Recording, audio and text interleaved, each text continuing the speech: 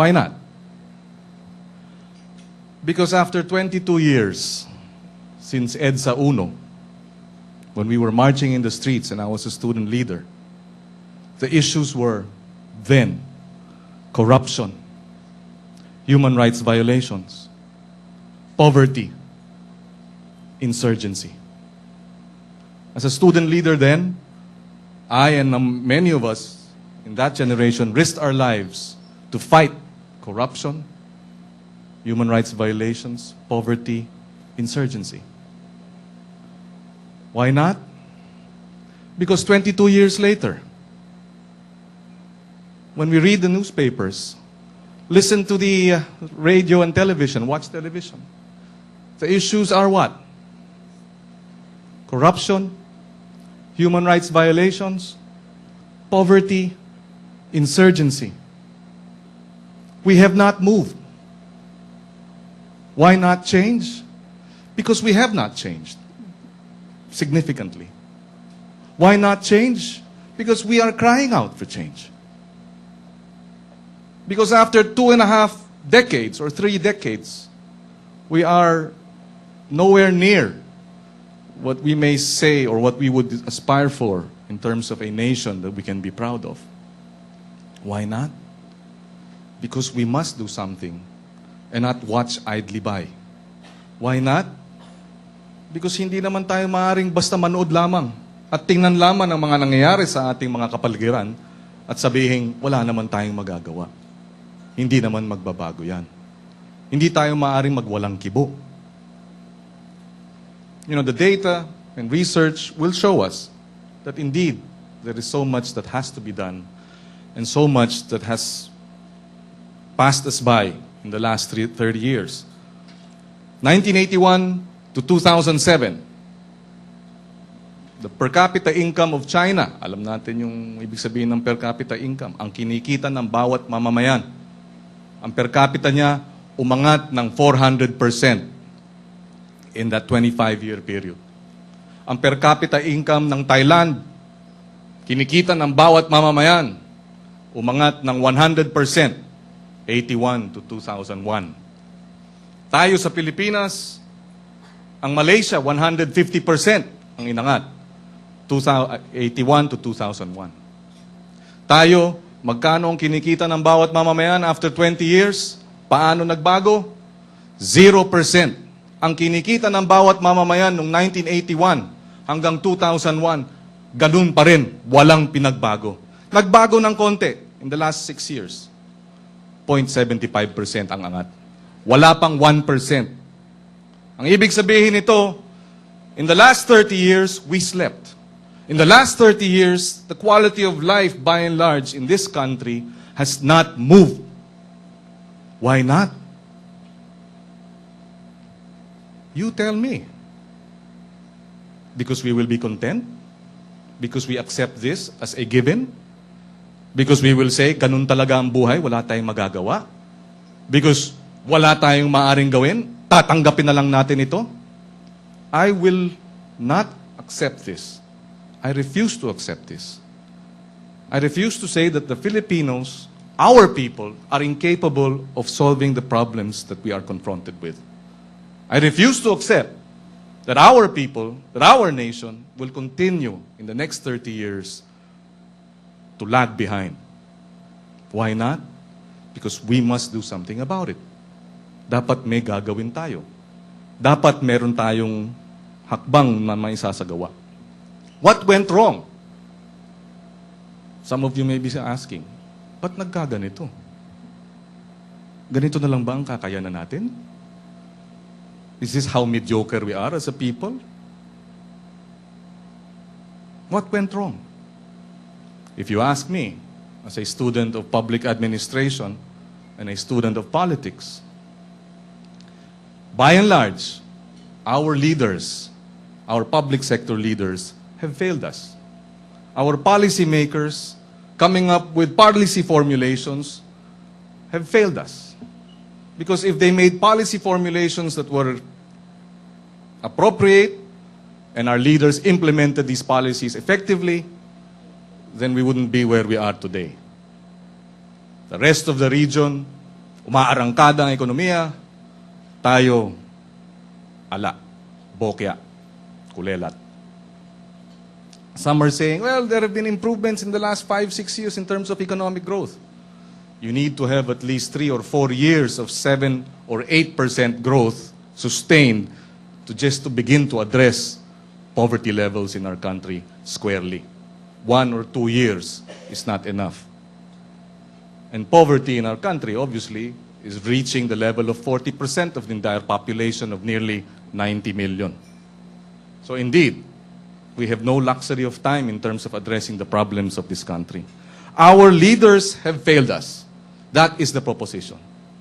30 years of mediocrity in leadership and public sector policy formulation has brought us where we are today. So what do we do about it? Then we have to change how we lead this country. Then we have to change how we govern this nation. And that is why, when I was thinking of running in 2007, May last year, I said, where will I go? I used to be with the administration, but after Hello Garci and realizing the extent of the involvement of the president, I said, she has to step down. But in 2001, I ran as a senator under the People Power Coalition after EDSA II. And so I said to myself, how can I, in 2007, 6 years later, join the opposition when in 2001, I was part of the coalition that called for its resignation and for change. Sabi ko, tingnan natin yung politika sa ating bansa. Why have our leaders failed us?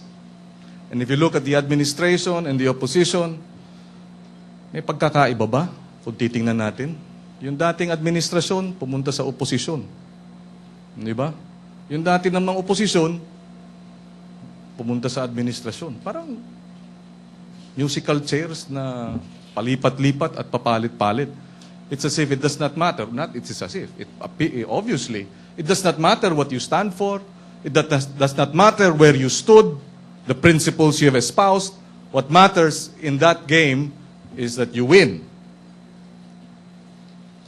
Does not matter kung ikaw ay may paninindigan o prinsipyo. Ang mahalaga ay manalo. And this kind of politics, politics as usual, is precisely why, after 30 years, we have not moved forward. Because collectively, our political leaders do not see the need to stand for anything. Generally, do not see the need to stand for the nation, but stand for what is convenient, what is accommodating, what is easy. We did not run in 2007 as an independent because it was easy, because both the administration and the opposition wanted us, asked us to be with their ticket. But we said, we have to stand on a matter of principle. Kung hindi, di pare-pareho lang kaming lahat. Di wala nang pagkakaiba. Then I will be perpetuating the politics as usual syndrome, which is mindless, inutile, and bankrupt, and has brought us where we are today. If we are to move forward, we have to make painful, difficult decisions. If we want to see change in our politics, we will have to act and respond and act in terms of new methods. Sabi nga nila, I think it was also Einstein who said it, di ba? Insanity is doing the same thing over and over again and expecting a different result every time. Ay, so kung every election, hindi naman pinag-uusapan ng prinsipyo, hindi naman pinag-uusapan kung saan dadalhin ng bansa. Ang pinag-uusapan lang, mataas yan sa survey, kaya mananalo yan, dyan tayo. Yan, medyo mababa sa survey yan, hindi mananalo yan. Pero ano yung pinag-uusapan tungkol sa bansa? Saan natin dadalhin ng bansa? Bakit 30 taon nang hindi umaandar ang ekonomiya ng ating bansa? Bakit ganito? Pinag-uusapan ba ito sa halalan? Hindi. O ba't tayo magkakaroon ng pagbabago kung ang politika natin hindi natin babaguhin?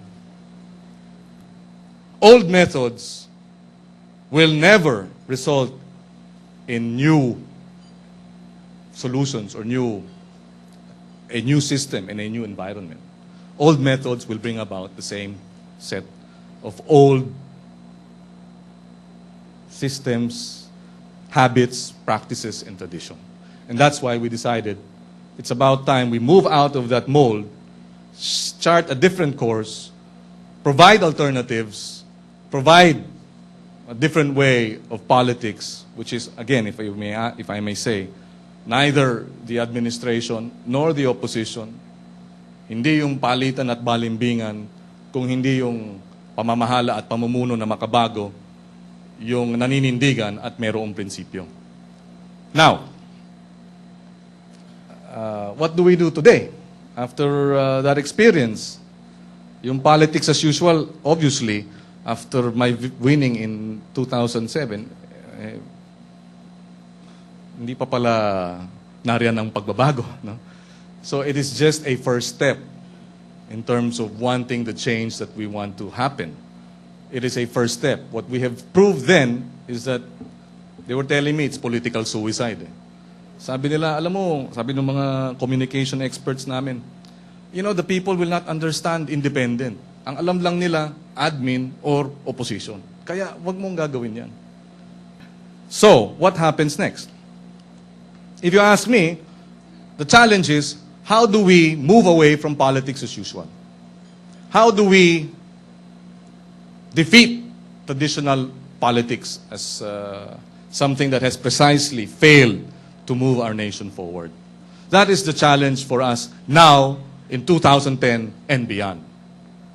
And I think, if you ask me, the way to go now in terms of public sector leadership is to provide alternatives to the current crop of political leaders who claim to be political leaders and who claim to know the problems of our country and will move this nation forward. We need to provide genuine alternatives. Kung ako ang tatanungin, neither the administration nor the opposition, marami po tayong kaibigan dyan, marami tayong personal na friendships dyan, pero sa usaping ito, walang personalan, no? Trabaho lang. But if you ask me, neither the administration nor the opposition give us the reason to be optimistic about the future. Because neither are actually articulating issues and concerns about the future of our nation. It seems like traditional politics continues to prevail, continues to cast a dark shadow na ang usapin dito, yun na nga, mataas sa survey, ayan, dahil mataas, mananalo yan. Ay, ito, mababa sa survey, kaya hindi yan mananalo. Dito na tayo lahat. Pero hindi pinag-uusapan ang makabagong pamamahala at makabagong pamumuno. So, my view is this. How do we break the stalemate of 30 years of mediocrity in public sector leadership? How do we break that vicious cycle wherein kung sino ang mupo, may konting hope, may konting optimism, tapos nauuwi din sa wala o halos wala. How do we do that? Then we're going to have, if you ask me, the track is to find an alternative to the politics as usual. Build an alternative, a genuine alternative. Build this bloc, this coalition, this organization, this alliance of like-minded individuals who are tired of politics as usual, who believe in the country, who would like to see change in our politics, in our governance, and who are willing to do their share by actively participating in this effort. A third force, if you can call it that for the lack of a better term, neither administration nor opposition, rooted in reform, socio-political reform, and moving towards preparing for 2010 and beyond. Don't ask me who the leaders will be. That is a process that we have to jointly undertake and go through. Kung sino man ang magiging mga personalidad sa nasabing pagkilos, dadating tayo yan. Ang mahalaga, magkaisa tayo sa usapin na hindi na maaari ang makalumang politika. Hindi na maaari ang makalumang pamamahala. At kung hindi na ito maaari, ano ang gagawin natin? Bigyan natin ng pagkakataon ang ating mga kababayan na magkaisa sa usapin ng pagbabago in terms of a new direction and a new effort at moving our nation forward in terms of genuine alternatives. And in parting, you know, when I was running as an independent in 2007, I remember in Pampanga, you know, under the heat of the summer sun, it was like April. We were doing this motorcade. Ang itim-itim ko na. Kulay tsokolate na ako. Hindi na nga ako nakilala ni Sharon eh. While doing the motorcade, somebody came up to me. He looked like he was in his early or later 20s. Sa motorcade, he got my hand, he was holding something, and then he grabbed my hand, tapos pinasa niya sa akin, and sabi niya, isama mo to, Kiko. Sabi ko, ano ba to? Eh, syempre, ang ingay-ingay, ganyan, wait, ano kaya to? Sabi ko, anting-anting ba to? O baka rosaryo o crucifix. When I looked at it, in my palm was 100 pesos. And that guy decided that this guy is running a campaign. He needs support. He was in a resettlement area in Pampanga where they brought all these villagers in the barangays because of the lahar. So he's not wealthy. But he gave up 100 pesos which could have, nakabili siya ng bigas, konting ulam, gulay. And that really struck me. And that evening when I delivered my speech in Angeles, I couldn't help but, I'm not ashamed to admit it, I never cried so much in my life until the 90-day campaign in the elections. I was scared, I was frightened. Every day I was asking myself, did I do the right thing? Every day of the 90 days, I was saying, tama ba itong tinaya ko? Tama ba itong paninindigan ko? Handa na ba? Ako ba'y mananalo rito? Of course, I was ready to lose. I was ready to lose on a matter of principle. It was a very difficult campaign. You will not wish it on your worst enemy. Everywhere we went, kami lang, wala namang kaming katiket. So every day in the back of my mind, before I went to bed, I would ask myself, and I would pray to our God, and I'd say, did I do the right thing? Maybe. But in the beginning, I said, we have to trust our people. When else will we trust our people? When will we move away from, it is the machinery, it is the money. If you don't have the mayors, if you don't have the vice mayor, if you don't have the governors, forget it. Somebody even said, I should get real because of that decision. But, we're going to have to risk. We're going to have to do things differently. We're going to have to find new approaches. We're going to have more risks on the part of our political leaders. Not those who always keep safe and stay safe and always say the nice things because they want votes. We're going to have political leaders who will be bold, who will be decisive, who will be willing to take risks, who will have principle and conviction if we are to move this nation forward. Because only then will we be able to inspire our people likewise to say, I have a stake in my country. There is hope for this nation because there are leaders who are willing to take risks. That is the challenge for us. How do we come together, put together a force for good, a force that will reform, move towards reforming our country, a force that will inspire our people to take on the mantle of leading, helping lead this country, a force that will inspire our people to say, enough is enough. We have been fooled, we have been lied to, we have been misled. And we now have to say, it is our turn to do our share to change our country. This is a challenge for all of us. Maraming salamat po.